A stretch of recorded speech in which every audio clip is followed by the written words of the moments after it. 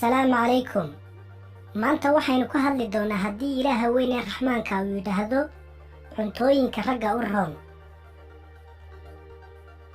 waxaa muhiim ah inaad ogaato xaaladda hawlgabka kaasiga in qof kasta oo rag ah noloshiisa mar uun ay soo marto.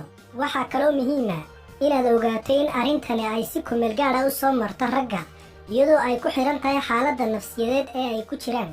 waxaa lagu qiyaasaa dhibka ugu weyn ee keena arrintan inay tahay diiqadda iyo walwalka ama isfahan la'aanta ama isku xumaanshaha lamanaha soo kala dhex mara. haddaba daawadayaal sax ma aha in lagu degdego daawooyinka iyo kiniinada galmada xoojiya, balse halkan maanta waxaan idinku soo gudbinayaa cuntooyinka dabiiciga ee ragga u roon kuwaasoo xaqiijiyeen daraasado caafimaad oo laga sameeyey. hadday ku tahay marka kugu horeysay aad soo booqato Omar Oscar Official, fadlan subscribe noo saar, waxay noo tahay dhiirgelin. barnaamijka xogta caafimaadka la soco maalin walba ku xirnaa Omar Oscar Official. horay maadada arginine. maadadan waxay muhiim u tahay ragganimada waxaana laga helaa cunooyinka qaar, waxayna jirka ku kordhisaa maado kale oo loo yaqaano nitric oxide taasoo ballaarisa xididada arooriyaha ee xubinta taranka ragga si qulqulku ugu bato, sidaasna ay awood ku yeelato. waxaana jira cilmi-baarisyo badan oo lagu sameeyey maadadan, kulligoodna waxa ay isku waafaqeen in isbeddel la taaban karo laga dareemay maadadan. haddaba cuntooyinka ay maadadani ku jirto waxaa ka mid ah hilibka libax badeedka, kalluunka tuunada, yuumbiga, qubada, aargoosatada, sisinta, lowska, waambaha, cabitaanka chocolate-ka kulul ee aan sonkorta lagu darin, iyo qudaarta afakaadhaha.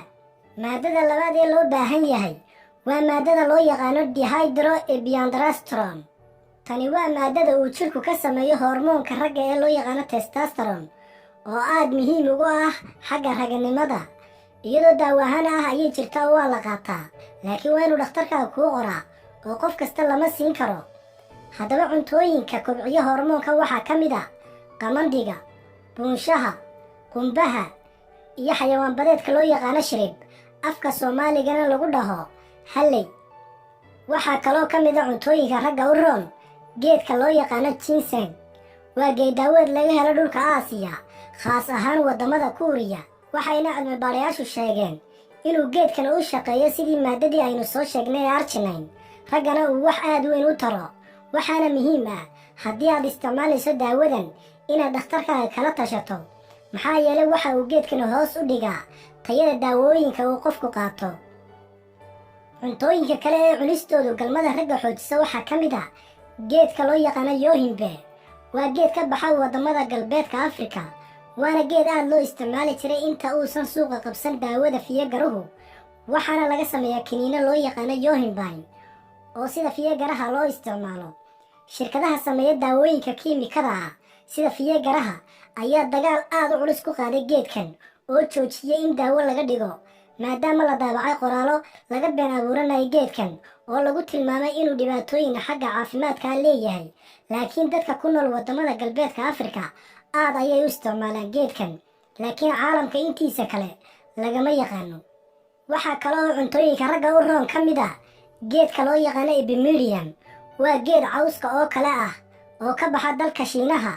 baaritaan kadib waxaa la ogaaday inuu leeyahay maado la yidhaahdo icarian oo u shaqaysa sida fiyagaraha oo kale ama daawada loo qaata galmada. dalka Shiinaha aad ayaa looga isticmaalaa geedkan, waxayna dhakhaatiirta Shiinaha sheegaan inuu fiyagaraha uusan ka yaraysan waxyeelo ama waxa loo yaqaano side effectina uusan lahayn. geesta kalena cuntooyinka ragga u roon waxaa ka mid ah casiirka laga midho midhaha rumaanka. casiirka waxaa lagu yaqaana inuu caafimaadka wadnaha u roon yahay, cadaadiska dhiiggana uu yareeyo, balse cilmi baadhis la daabacay sanadkii 2007 waxaa lagu ogaaday inuu leeyahay faa'iido xagga ragganimada ah. waana casiirka ragga da'da u roon marka la fiiriyo dhinacyo badan. daawada hadduu muuqaalkani ku cajab geliyey, fadlan fiidiyoga like saar, kadibna shaargaree oo gaadhsiiya ehelkaaga iyo asxaabtaada. aad baanaad u mahadsan tahay.